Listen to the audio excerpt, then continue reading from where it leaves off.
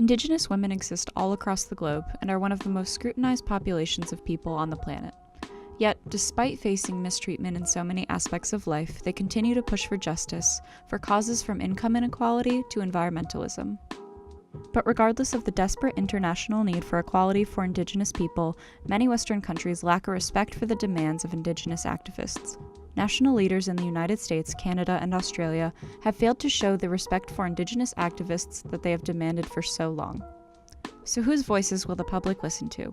What will it take for legislators to finally make concrete change and address the issues that Indigenous people face? To decide this, I have chosen to examine the work of three female Indigenous activists: Ali Cobby Eckermann of Australia, Alethea Arnacook-Baril of Canada, and Winona LaDuke of the United States. Let's begin. Ali Cobby Eckermann is an Aboriginal woman of Yankuni Jara descent who was adopted and raised by a white family in southern Australia. She is a survivor of child displacement, in which social workers forcibly put Indigenous children up for adoption at unjustifiably higher rates than white children. In her memoir, Too Afraid to Cry, Eckermann uses both poetry and prose to discuss her past with substance abuse, racism, and the trauma of being stolen from one's own family.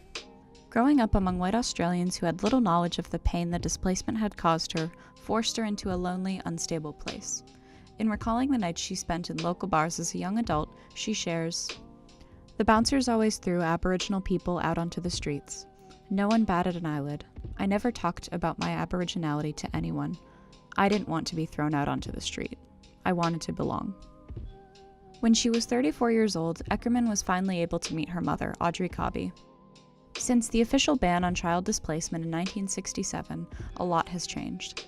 In 1997, a report entitled Bringing Them Home was released, which included information and resources for separated parents and children to find each other. In addition, Prime Minister Kevin Rudd issued an official apology for the child displacement in 2008.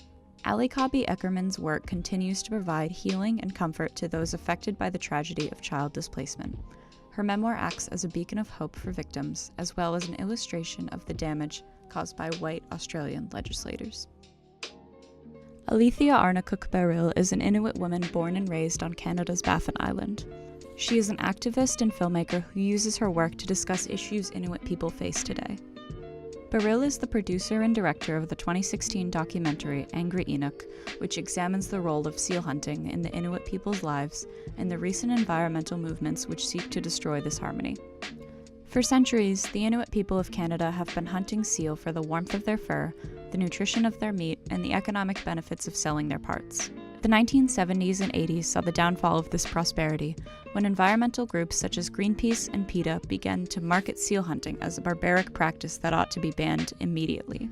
A ban on hunting harp seal in 1983 was an enormous blow to many Inuit populations. Director Baril is very vocal about her own stories within the film as well. It has become her mission to redefine how white Canadians and environmentalists view seal hunting. In 2014, she began the campaign #SealFees in order to spread awareness of the importance the seal hunting plays to her people. The government's response to the Inuits' calls for action has been underwhelming at best. Canadian legislators failed to take into account the stories of the people affected most by their laws. By creating films such as Angry Inuk, Baril has become a valuable asset in dismantling stereotypes and systemic injustice that continues to affect her community on the daily. Winona LaDuke is a California-born environmentalist and Harvard graduate. She is the founder and current program director of the environmental organization Honor the Earth. The group's website describes her as an internationally renowned activist working on issues of sustainable development, renewable energy, and food systems. Recently, LaDuke gained attention for her opposition to the Dakota Access Pipeline, a project which sought to build an oil pipeline through the Sioux territories of the Midwest, jeopardizing their water systems. Despite overwhelming protest from both the Sioux people as well as many outside activists, construction of the pipeline continued. Peaceful protesters were harassed by police and security, who used pepper spray, rubber bullets, and attack dogs in an attempt to disband objectors. In a 2016 interview with Democracy Now!, LaDuke spoke with reporter Amy Goodman about the injustices committed against her people as they fought for their rights. Since this interview, the Dakota Access Pipeline has been completed, following President Trump's 2017 bill to expedite the project. It is clear that the legislators of the United States show minimal amounts of respect for their Indigenous communities. But despite this, Winona LaDuke continues to use her platform to educate and push for environmental and social justice.